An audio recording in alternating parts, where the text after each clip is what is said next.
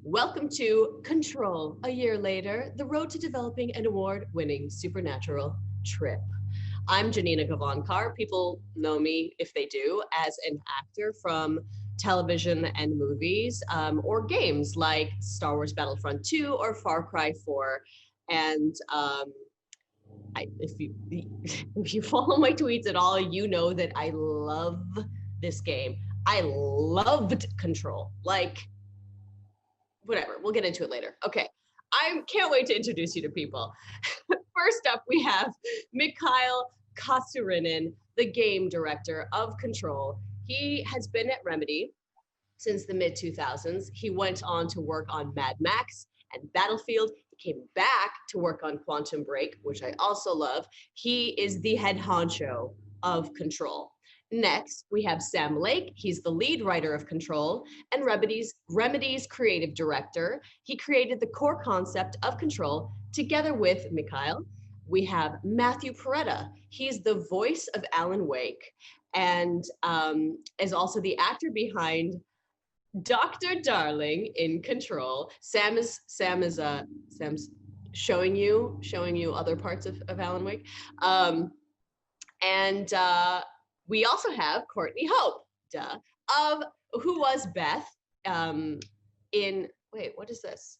Here we go. Okay, I'm doing great. I'm not a host. Great. We have Courtney Hope, who is Beth in Quantum Break, and she's also Jesse Faden, aka the director of Control. Welcome everyone to this Zoom panel. We're doing what we can, and everything is graded on a curve.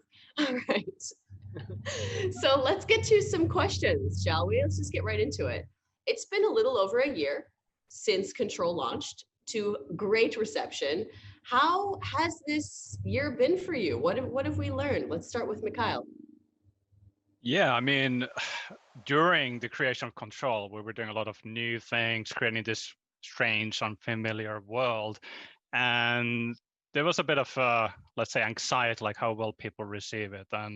And it was so great to actually see this response that we ultimately got.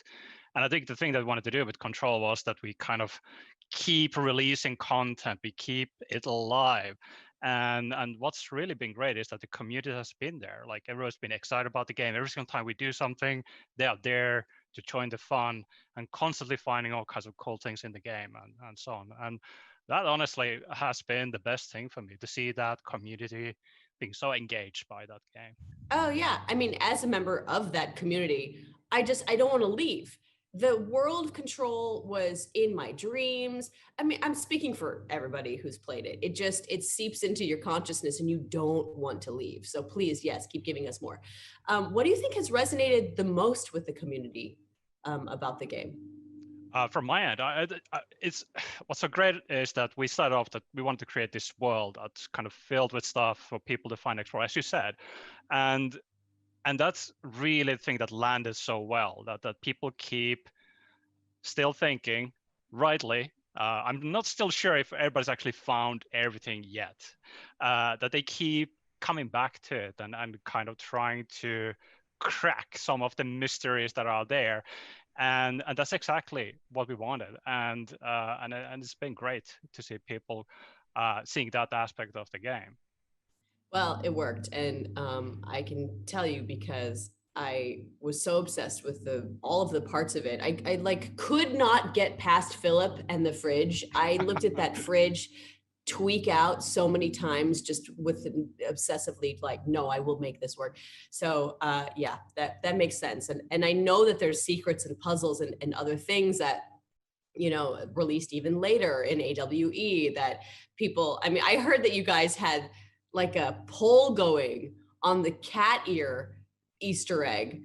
Yeah. How long, first of all, explain that so people know what I'm talking about. And how long did it really take the community? I don't actually know exactly how long it took. All I know really at the end of the day that we continuously think that people will never figure this out. Like it's going to take ages for them to realize what is going on, or even realize that there's even a mystery. And every single time what happens is that, yeah, it's like 1 or 2 days later, oh, they figured it out. What? And it was actually funny in AWE, there was actually a secret. And we also did a bet there and our art director Elmeri said like 18 days. And I've learned something through this year actually. I said 1 day, and it's going to be figured out. And I was right. Okay, well, I missed it by like maybe 3 to 4 hours until they found it. And I was like, yes, I've learned something. Next time, I don't even know what we can do to keep these secrets anymore. Honestly, it's I'm Oh getting my a bit gosh. desperate. Yeah, I mean, listen, this is what you do so well. But and now we all just know that almost everything is going to lead to something else. So just keep digging. You know, I love that you didn't tell anybody what this was, but I gave a little bit of a hint. It includes cat ears. So just go figure it out. Go find it. Courtney, Matthew, have you played the game? Yes, I played all of it, and my boyfriend played half of it because I learned very early on I am not good at combat. I am not good at it. I die like this. So it was like a joint effort. But yeah, I've played all of it. I've sat and watched all of it, and I loved it. My kids play it, and it's like I kind of just watch them play. I'm not a gamer, but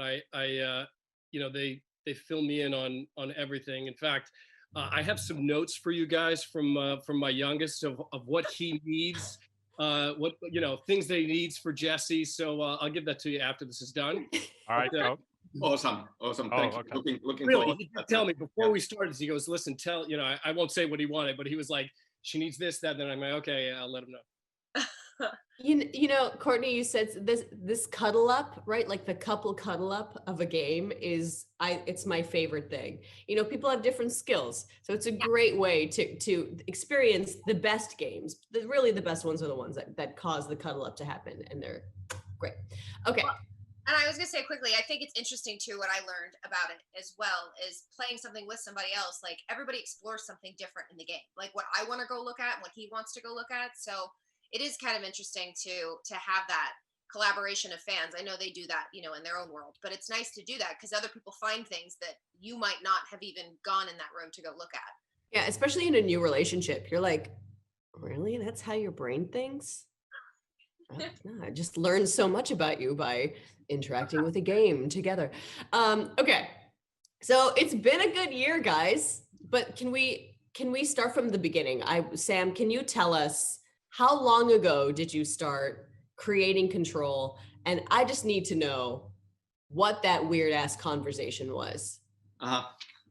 Well, first of all, kind of this year, I have to say that I am still a bit nervous and worried that kind of with Control we have caused the whole 2020.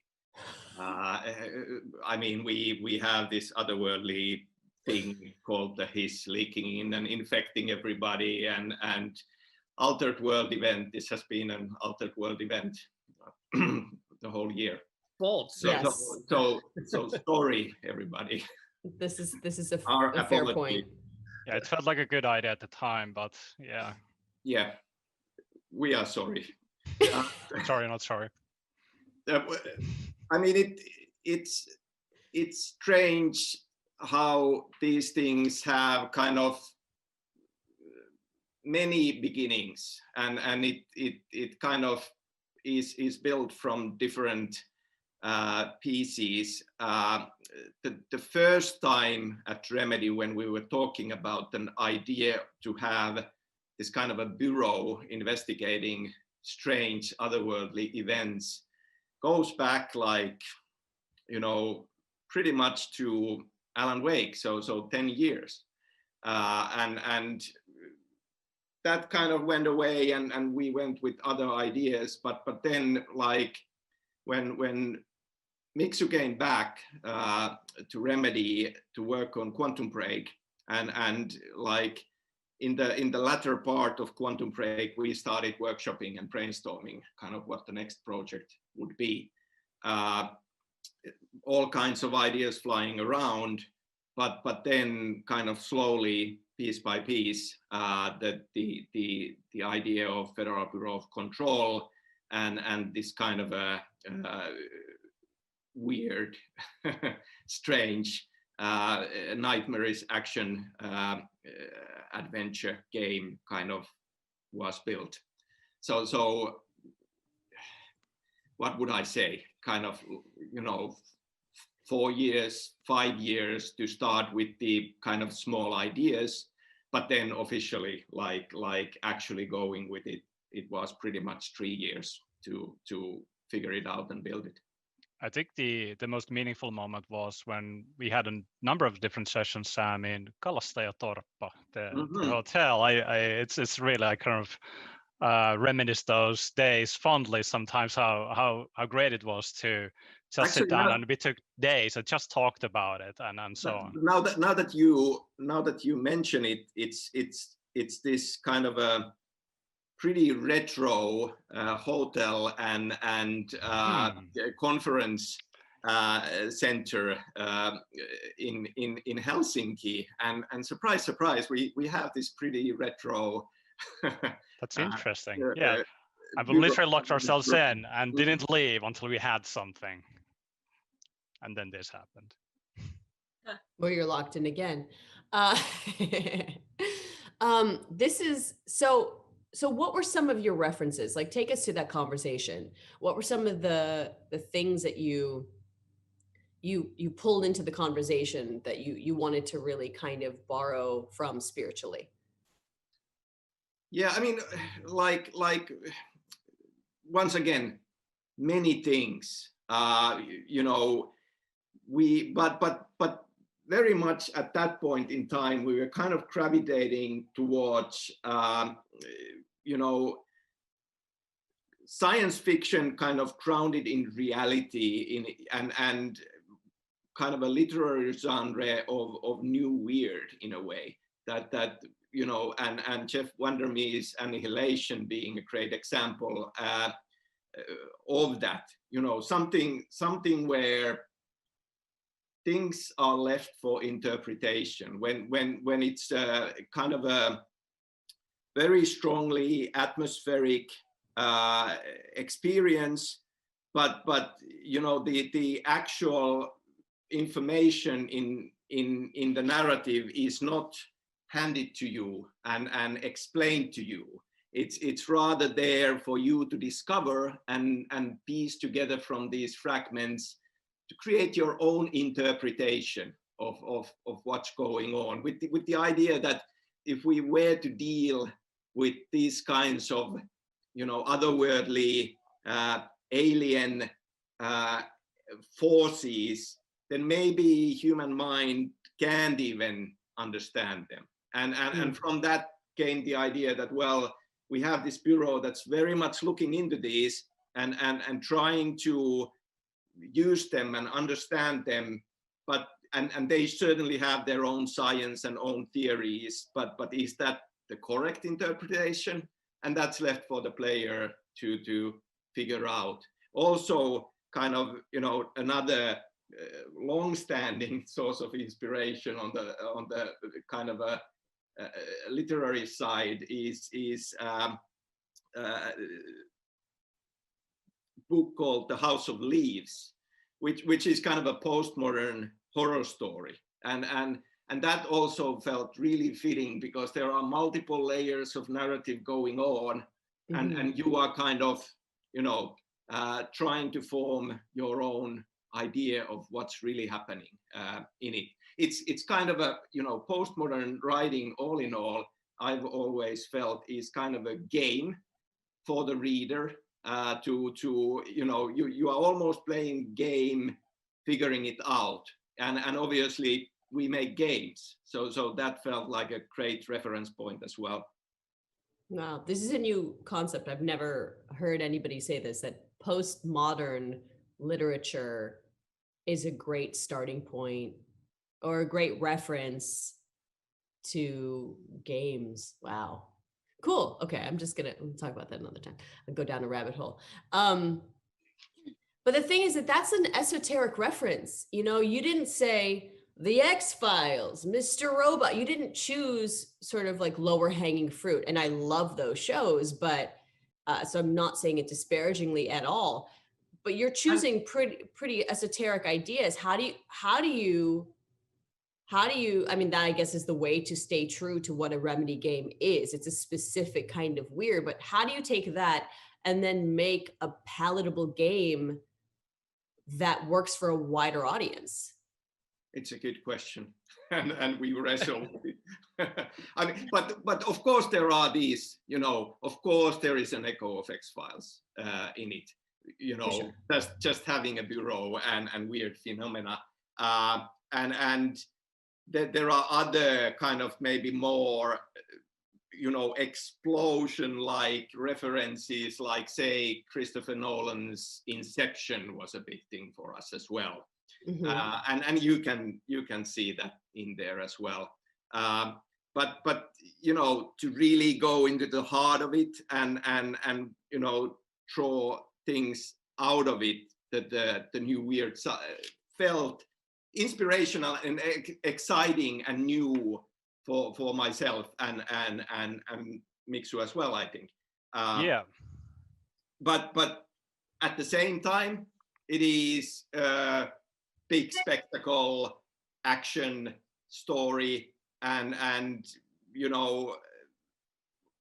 kind of a superhero thing as well, with Jesse's powers and all of that. So it's once again like many things coming together and forming hopefully something unique in the process. That makes a lot of sense, and it's probably keeps it in more of the art world, right? I mean, we see games that are clearly referencing other games, and then it becomes self-referential and really derivative, instead of going sort of zooming out and looking at other pieces of culture like movies and books. And that is like, I mean, the movies are referencing literature anyway, so why not go back to the source? It's a safer bet. Also, I have a question. If you're going to say new weird, but like make it like a term, like nouveau weird, what is the Finnish way of saying new weird? Uuskumma. Better. We should go with that, actually, now that I think about it. Mm-hmm. You should go trademark that. Go trademark that real fast. If you go and ask Ahti, he would tell you. Okay. T-shirt. I'm into it. I think this is an industry-wide new term. I like it. I say we push it. Okay. So my next thing that I just kind of want to bring up is that, it's rare for anyone to build a troupe of actors, even as a filmmaker, and those who do are often auteurs, like a Wes Anderson or a Taika Waititi or a Bong Joon-ho. These people have their trusted artists and performers that become like a theater troupe for them. And that gives a certain kind of yumminess to a project. Like, you get to play friends that you know and love. And Control is very much a Remedy All-Stars project. I would love to know from the actors, what does that call like? How did you get involved with Control specifically? Let's start with you, Matthew. Well, I started with Alan Wake, and that was just by chance, just showing up to an audition and getting the job. And, sometimes in your career, things work out, you know what I mean? And this worked out. And, you meet people that are like-minded and are creative, and you just click. And everybody over at Remedy is just like that. They're very, they're looking to create something different and new, and it's what being an actor, that's what we want, right? So it's kind of it's like a safe place where, I mean, you guys the Remedy is so brave to do that. There's so much on the line making a game, do you know what I mean? And a lot of times people will be safe, but it's like, I mean, you guys go for it, and I'm down. It's like, I'm ready to go for it too. It's like, put me in my underwear and like have me have a nervous breakdown or sing. I'm like, I'm your guy. So yeah, it's been great. Really, it's just a gift, really. Courtney. Yeah, I mean, all of what Matthew just said is 100% on the nose. I mean, it was the same thing with me. For Quantum Break showed up just for an audition, and like he said, it all worked out, and it was fantastic working with everybody from Remedy, and yeah, and really creating, like Matt said, something new and something of depth. I know that for me, that was something that was really important, and I felt like the layers just kept coming, and that was something that like I personally was craving, and I love collaborating with everybody at Remedy. So when Sam had called me about Control, I mean, it was like, hey, it's Sam, and I'm like, I'm in. He's like, he didn't even say what it was. I was like, I'm in. But then when he told me what it was, I was like, oh, now I'm 100% in. Hell yeah. So I mean, I'm definitely honored, and I've grown so much as a human being too, and I've made lifelong friends and family from working with Remedy. So I'm beyond happy. Yeah. So I'd love to talk about Jessie for a second. Mikael and Sam, you can tell me, what were the core tenets that you wanted to make sure she was built on, to make sure she was a fresh new character? Sam, do you want to start? Yeah, like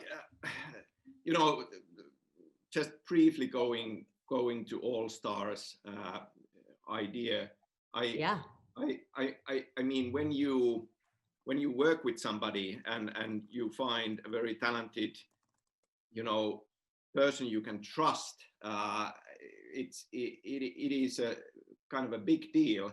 And what kind of when creating new characters and writing, I find it great to be able to think it through somebody I already know, and I have an idea that they could do a really good job with this character.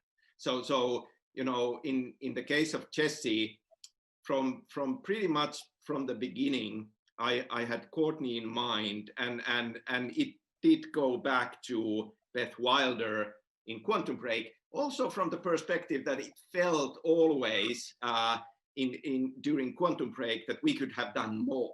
And then there are all kinds of production realities and scoping and all of these things. So it just felt like now we can do more with Jessie. And so that in some ways was a starting point. And then, just wanted also, this young woman who is very much like in a big contrast to the world that she steps into, and that was also important to have this point of view. We are following into this crazy, weird experience, and kind of we wanted to flip it so that it wouldn't be somebody who would be horrified, like and shocked as the first reaction, but somebody who actually feels at home, because that's a very kind of a surprising way into it, that instead of, oh no, this is a house of horrors and I need to get out, rather have this really strong reaction of, I want to find out what this is, because it feels like I've been looking for this all my life. And that was a kind of a very much a starting point.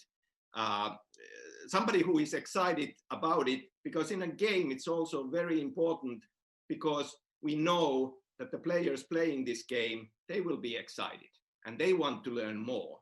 And then creating a character who is all about that, as a starting point. So that's how Jessie was born.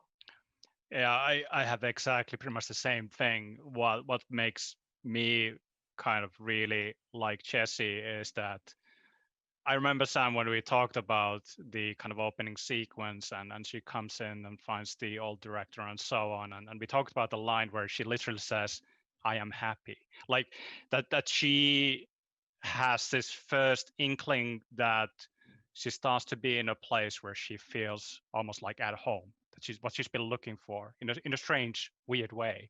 And that to me belongs to, when we talk about new weird as a genre, that there's this overall feeling that there's this holistic take of the world. Yes, the world is weird, but the characters kind of a bit weird as well. And that was a huge part of Jessie. And she was ready, and she felt like she belonged. She's ready to kind of dive deeper. And that's what makes her a fantastic character. Courtney, you know, the flow for an actor working on a game can be really disjointed as you fly back and forth.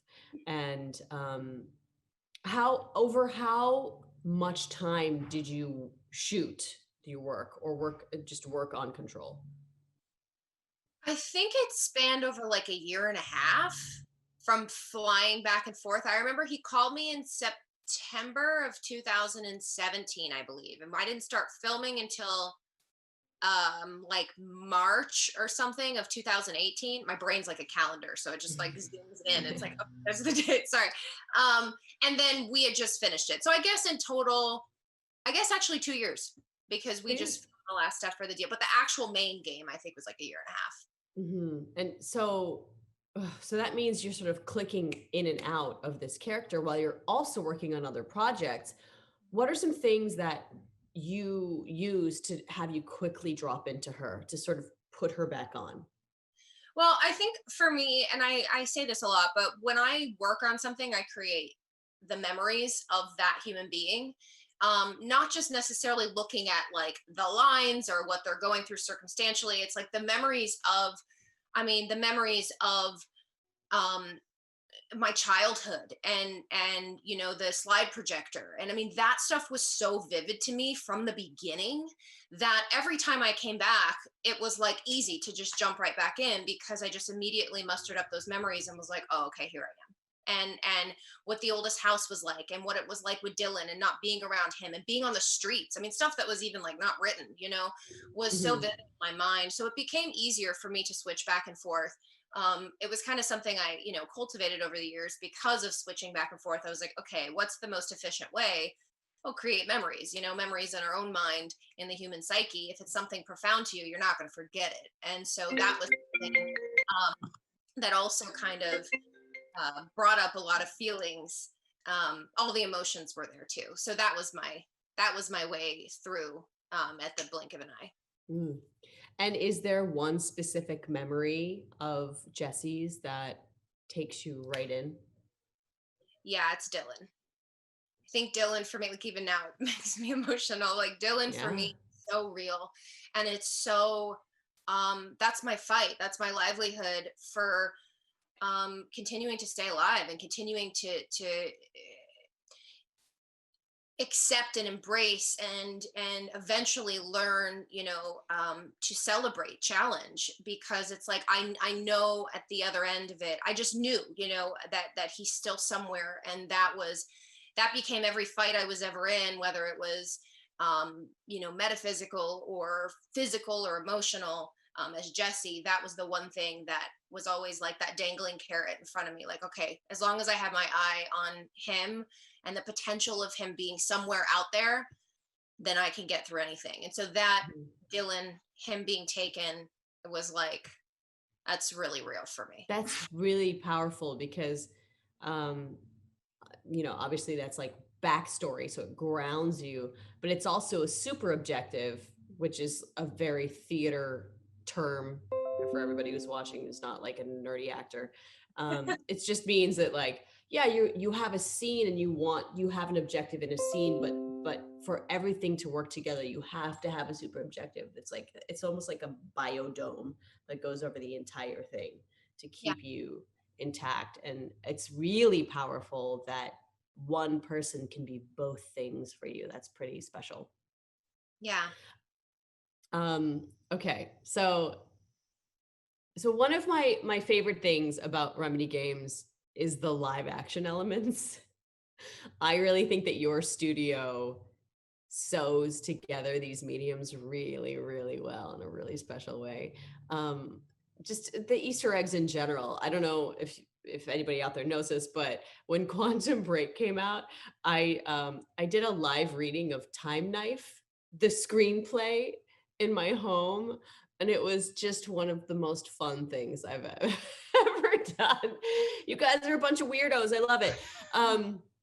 So I would love to know Proud how the about that. idea of Darling's videos came about. Yeah, it is a good question, and because in that way, Matt's experience with this game is very different from Courtney's experience. Yeah, it must be. Because Darling essentially exists only in these videos, and that was, you know, for and there are multiple reasons. Like I just felt that I mean, you know, as said, live action. We've done that, and it's been a journey going back all the way to Max Payne, where we started doing these in-world TV shows in small televisions inside the game world. And back then it was that just, you know, still frames with kind of a radio play, because technology wouldn't allow us anything else. Then in Alan Wake, we got to the point where we could actually have live action footage in them. And you know, going forward to Alan Wake's kind of a spin-off small game, we ended up doing the cutscenes as live action. And it was a smaller project, so that made sense there. Then in Quantum Break, we just went crazy. It's a full TV show inside the game. And now in Control, we kind of scaled back from that, but we wanted to find new ways to use live action. And obviously we have all kinds of kind of experimental live action use going on. As an example, you know, when the old director Trench appears to you, that is all live action footage, but it's in layers as a blended video on top of the game footage while you are playing. And when you know, maybe these are some spoilers, but I guess it's 1 year, so no matter. Come on, guys. When you are on the trail of Ahti, you know, and he has left for his summer vacation somewhere, you have this journey and kind of this, you know, idyllic landscape starts to come in as live action footage as you walk towards him. So we have these experiments going on, but at the same time it felt like we can do and be much more ambitious with this idea of in-game TVs or in-game screens, and let's come up with really fun and good content for those. And that felt like, well, it would be great for Darling that we have this character who is a very integral, central part of the Bureau, that the main researcher. All of this crazy science is based on his work. But when we set out in the game, he's already gone. He has disappeared because of this crisis, and we don't know where he is. And all we have are these breadcrumbs of his, you know, internal educational videos, and then his more private video diaries, and kind of interleaving these, showing the public face of this guy, but then showing the private version, and building a proper arc to kind of actually have a layered, interesting character who maybe first appears almost bit of a joke and you know, bit of a showman doing his presentation, but then we start to see some cracks appear and get this deeper view into him, and that was the idea. And you know, Darling, once again going back to Remedy All Stars, Darling was custom made for Matt, like you know, working with Matt on Alan Wake and getting to know Matt. And Alan Wake is a certain kind of a hero character as you have, but you know, knowing Matt and knowing that he can do comedy as well, really well. It just, I wanted to find these kind of both sides and put them into Darling. that there is this showman and there is this kind of a comic side to him, but then a very serious side as well. And that's Darling. It worked. I'm still kind of like, excited when I think about it, and just to be honest, Matt visited us once for a week, and we You did that all in a week? We had the sets built, and obviously he had the screenplays beforehand, and then we did a very basic traditional live action shoot for a week with just him on the set of his private room, and then the kind of a presentation lab room, and we did all the materials, including the music video, and it was fantastic. God bless you guys. That's fun. Yeah. But how much content is that? How much did you guys create?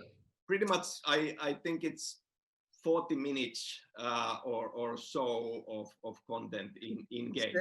Just so you know, you don't know this, but when I had a layover from, I think it was, I had a layover in Oslo, I left the script on the plane. I literally I can't. As I got on the flight to Helsinki, I had I got it probably like 2 days before I jumped on the plane. So I had notes and everything like that, and everything gone. Oh. So I just casually hey, so do you guys you have another script? And it was like, oh, sure. It's like, so yeah, it's somewhere, it's floating around out there somewhere. Oh, viral marketing. Yeah, right. Exactly. So yeah, it was 4 days, and it was like being shot out of a cannon. I think, you want to talk about like building a character. It really was, you go with what was on the page, right? And there was a lot on the page. But everything came together through everybody, my costumes, the sets, everything. As soon as I I got those round glasses, I got my lab coat, it's like, my sweater vest and my bow ties, and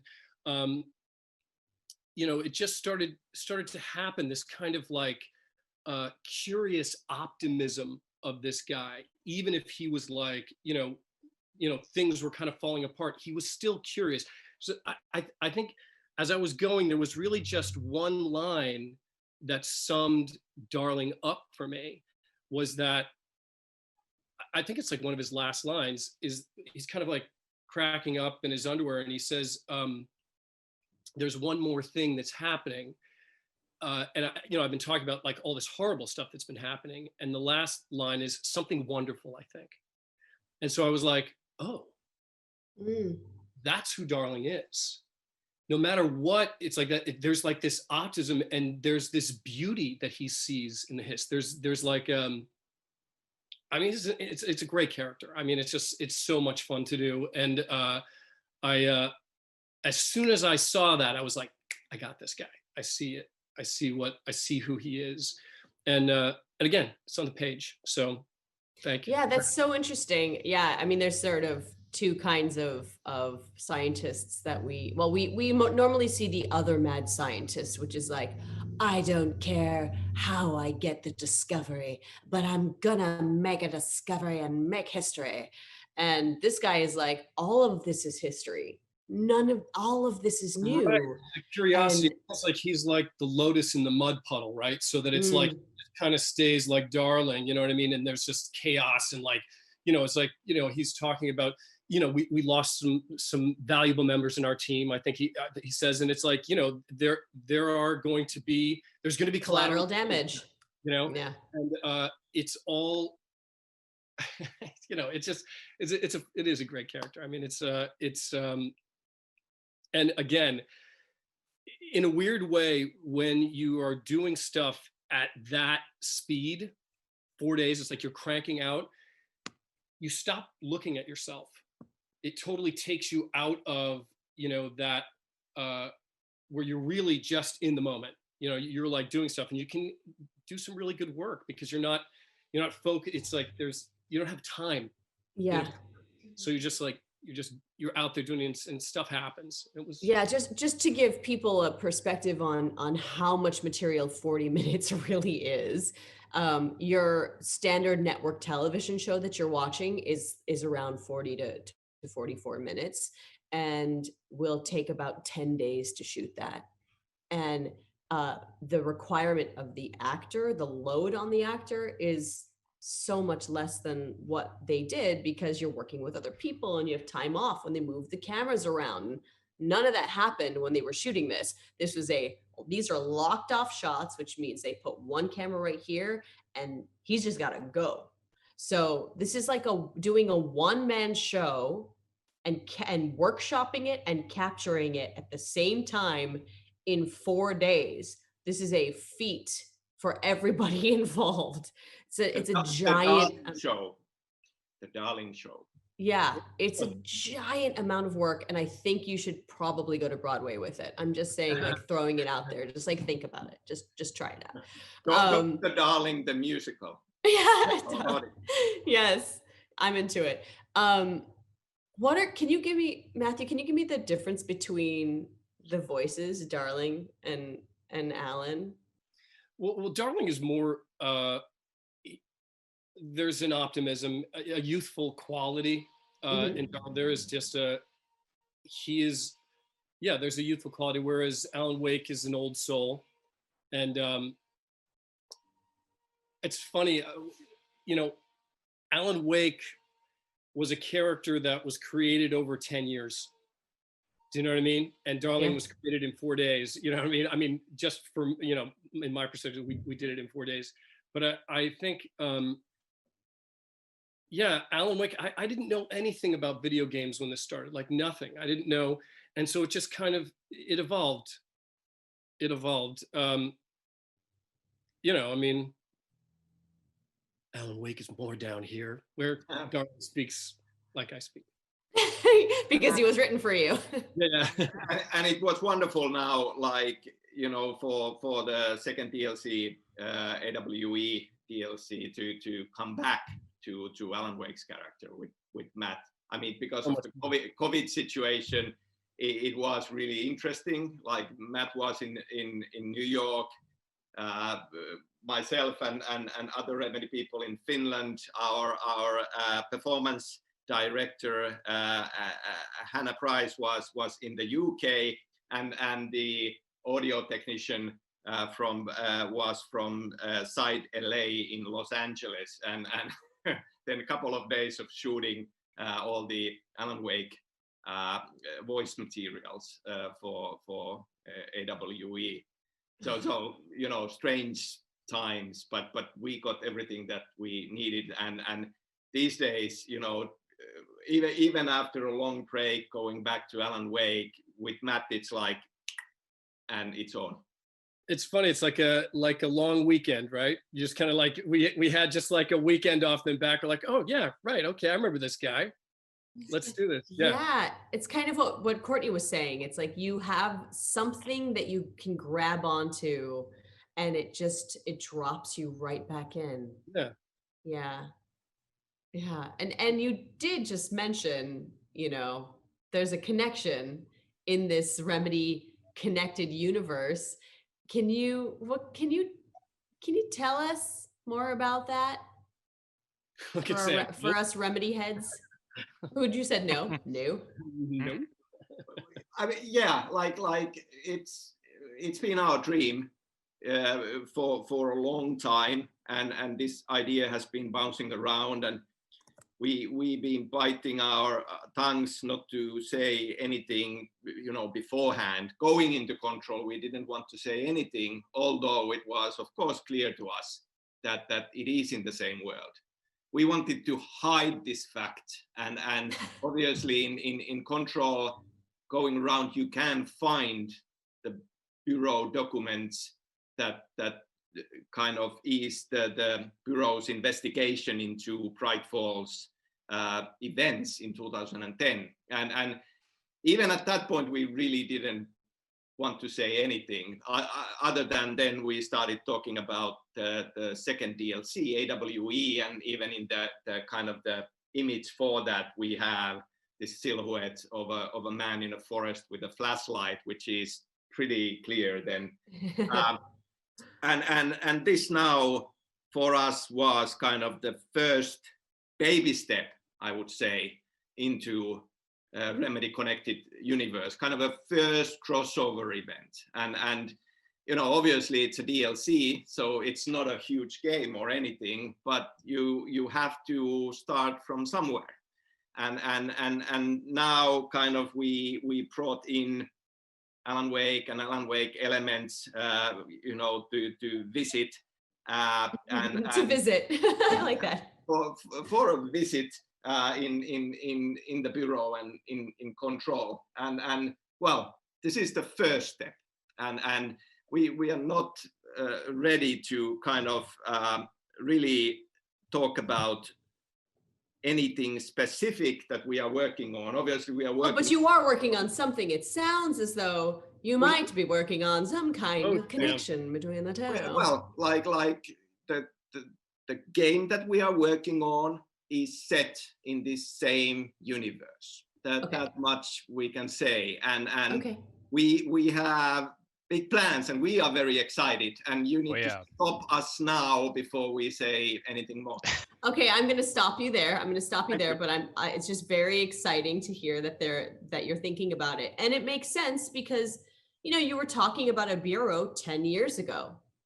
So what's exciting to me as like a snob is that you're not just retconning things to make it make sense.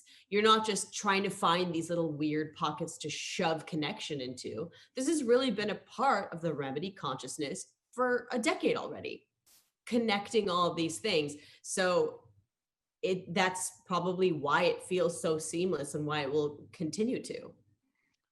Having said that, what I think is really important to us is that there is this sense of stylistic and tonal clarity between the different games that we create. When you look at Control and when you look at Alan Wake and so on, you can kind of see and sense that there's a different kind of approach to how the experience comes across to the player. Like there's a certain kind of lens that we use as we look through the kind of content of the world. And that was the kind of angle that we took with AWE as well, that we wanted to kind of peek into the world of Alan Wake through the Control's lens, basically. And that's how we set up a lot of things up. So it's important to us that there's this like sense of a clear distinction between the different kind of games that we create, but still there's this connecting tissue that makes them bigger than the sum of their parts. So that's really exciting, and that's something that I think well, as Sam said, we can't talk more at this point. Well, like as a tiny thing, like to echo Miksu, the kind of how we see it is that every game we create, we want it to be first and foremost a great experience on its own. Mm-hmm. But then the idea of Remedy Connected Universe is there to give it depth and kind of create this ongoing narrative while you can experience this one thing on its own. There are still interesting links and connections and kind of a deeper layer in this that for our fans, you know, who want to experience the universe will get all of that, while, you know, everybody who comes for just one game will still get a great experience on its own. Yeah. Well, I mean, oh God, whatever. Yes, great. We like it. We're running out of time, so I don't want to talk too much about my own opinions. But they're all just positive. Okay, so I do have to kind of ask, this is a silly question, but if you could have one ability from Control, which one would it be and why? Courtney, go. I say this all the time, but I say levitate, and it's only because I have always wanted to fly. I always thought it was something cool. I used to be really afraid of heights, and then I learned I was afraid of the fall, not being up high. Yeah. So I figured there's this, I don't know, something really cool about, I don't know. We're running out of time. That's what I would do. I would love to. Yes. Okay. Matthew? Telekinesis, I guess, or maybe pick up a car and throw it. I think that's kind of fun. You can pick stuff up and Right. You know, in a traffic jam. Yeah, right. LA traffic. Gently. Yeah, gently. Sam, how about you? I would choose coffee. No, wait, that wasn't the power. I will go with levitate as well. I think it would be wonderful. Gosh, and Mikael? Yeah, I think there's an ability that people don't even realize necessarily it's an ability, but there's this thing called the hotline that allows Jesse to commune with things in the beyond. That would be kind of cool to be able to do that. Have a chat with Trench, maybe. Oh, man. Of course you chose hotline. Oh, my God. Of course. Yeah, it's definitely now. Yeah, it's a good one. Okay, so a year later, guys, what is the most surprising thing from all of this? Mikael? The most surprising thing. I hate to be boring, but it's. I just read it, I think a couple of weeks ago, and there was this one guy, or woman, who basically was playing the game and was trying to get like 20 million these kind of source items in the game, and those are those like little kind of blue things that drop from the enemies as you deal damage to them, and so on. So you kind of collect this currency, and 20 million, that's like crazy. That amount, that's just insane. Yeah. And he was having fun, and to me that was, in a strange way, a kind of thing that I never expected that I would ever have been part of creating a game that made people play like that, experience something like that, be so engaged, invested in the world, and it made me really happy in a weird way when I saw that, and a bit sad maybe for that person, but like he was happy, so I should be happy as well. So there was a surprise. You're causing massive engagement. Yes. Okay, I have to wrap it up now. I would just love to ask you guys so many more questions. First, I want to thank you for making this game and continuing to make the new weird. And what's the Finnish word? Uuskumma. I still can't. Okay, we'll get it. We'll have to write it down so Pax can put it under a Chiron.